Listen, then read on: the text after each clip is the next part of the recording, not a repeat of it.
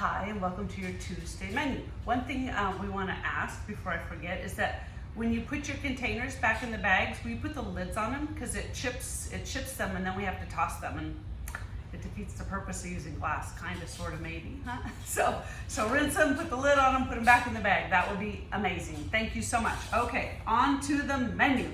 We have a really interesting thing going here. So we have flat iron steak, an Argentinian flat iron steak with some whipped sweet potatoes. And we get our meat from Hogland Meats, local. Our chicken is from Little Cow Mountain. Does that seem funny to you that we get our beef from Hogland and our chicken from Little Cow? It just makes me laugh. I just had to share that with you because I thought it was funny. The chicken piccata is one of my favorites over some gluten-free orzo. You know, the steak we always do really on the rare side, so you cook it to the temperature you want. The sweet potatoes will take a little bit more to warm, and then, you know, we ate the steak actually cold in the kitchen today with the chimichurri, so just a thought.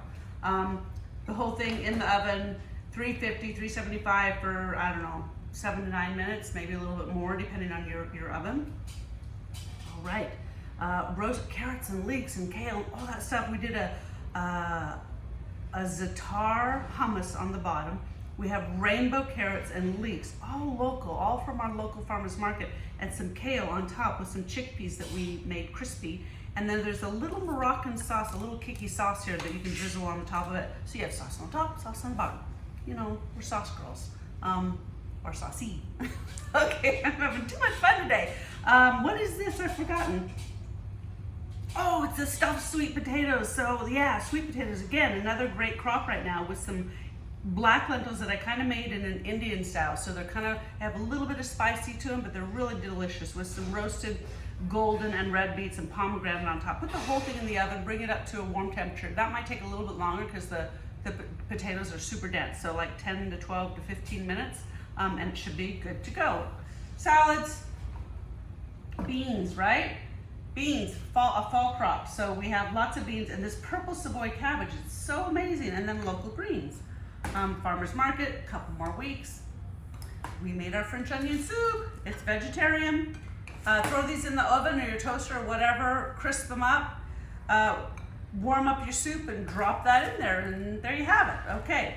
Oh, and the squash soup. So we got that from Green Wave. It's just turned out so yummy. It's kind of a coconutty, kicky kind of squash soup. It's really yummy. All right, over here. My son even likes it, by the way. He had it for lunch and dinner last night. Crudité, we did a kind of a pumpkin dip. It's kind of a pumpkin pie. It's roasted pumpkins that we pureed, and there you go.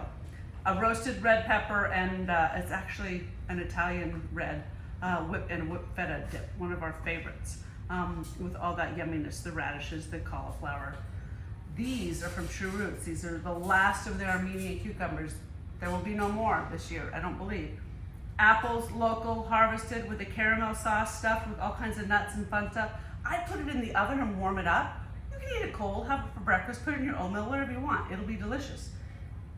Carrot cake, carrots from my parents' garden over in Chalice. They deliver them to us. It's a rainbow carrot cake, so it's every color in the rainbow. We made that carrot cake out of that with a mascarpone frosting instead of the traditional cream cheese. That is your menu for the week. Thank you so much for letting us nourish you.